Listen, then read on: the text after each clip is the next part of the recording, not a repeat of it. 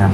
Hello mga kabosing! Welcome back to my vlog. So, sawadikap, kapungkap at salam alaikum po dyan mga kabosing.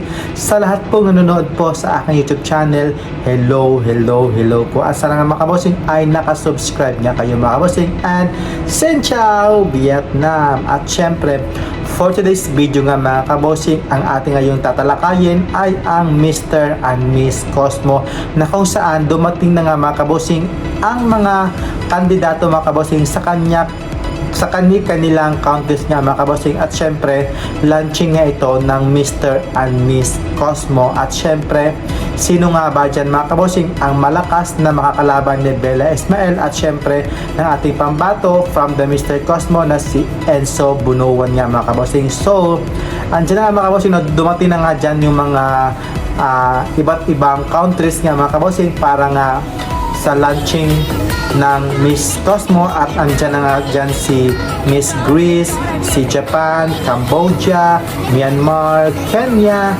Indonesia, South Africa, Cuba, Macau, Malta, Vietnam, Chile, Thailand, Guatemala, Mexico, China at Hong Kong.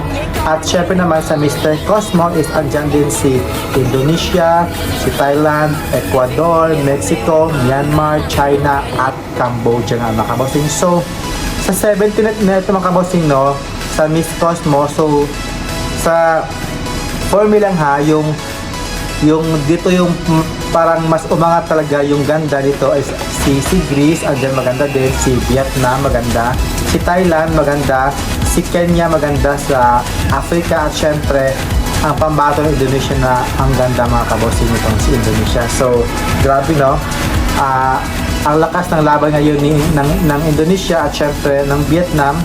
So malamang makapasok ito sa top 5 ng mga kabosing. So sino nga ba ito yung malakas na makakalaban ng mga kabosing ni Bella Ismael? So based on my observation naman, kasi sa kanilang photos dito kung sino talaga yung maganda at syempre yung may angking kagandahan at karisma nga mga kabosing sa welcome sa pagpasarela na doon mga kabosing, pasarela. At syempre sa Mr. Cosmo naman mga kabosing, yung malakas dito na makakalaban ni Enzo is from Thailand. At syempre from Myanmar mga kabosing ang lakas din. At syempre si Ecuador. So ito talaga yung masasabi mo din na pangmalakasan mga kabosing. So alam kong kayang-kaya din yan ni Enzo Bunuwan mga kabosing na makipagsabayan nga ito sa kagapuhan, sa paggandahan ng katawan at syempre sa communication skills niya at syempre pagandahan ng rampa nga mga kabosing. So ayan talaga mga kabosing. So sana, I don't know mga kabosing, no, bakit hindi na-imbitahan doon si Enzo at syempre si Philippines na si Bella. Sana kahit si man lang, si Mr. Cosmo man lang na si Enzo na imbitahan doon sa launching nga ng Miss Cosmo para ipakilala at syempre ipakilala nga itong si yung first edition nga ng Mr. Cosmo. So malapit na nga ito mga kabosing, sa darating na ng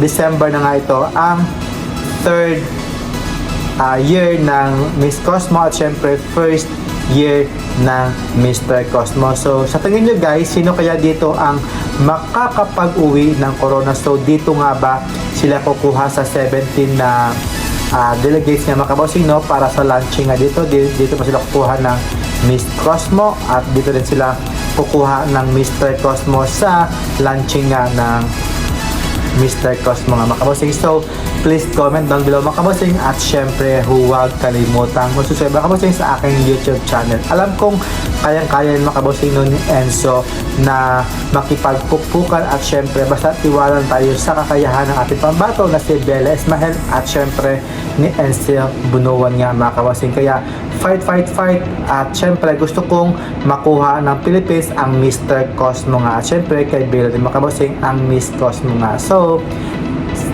syukran mga kabosing and thank you for watching and kapungkap mga kabosing and Xin Chào, bye bye, have a nice day, God bless and subscribe please, laban lang. Mwah!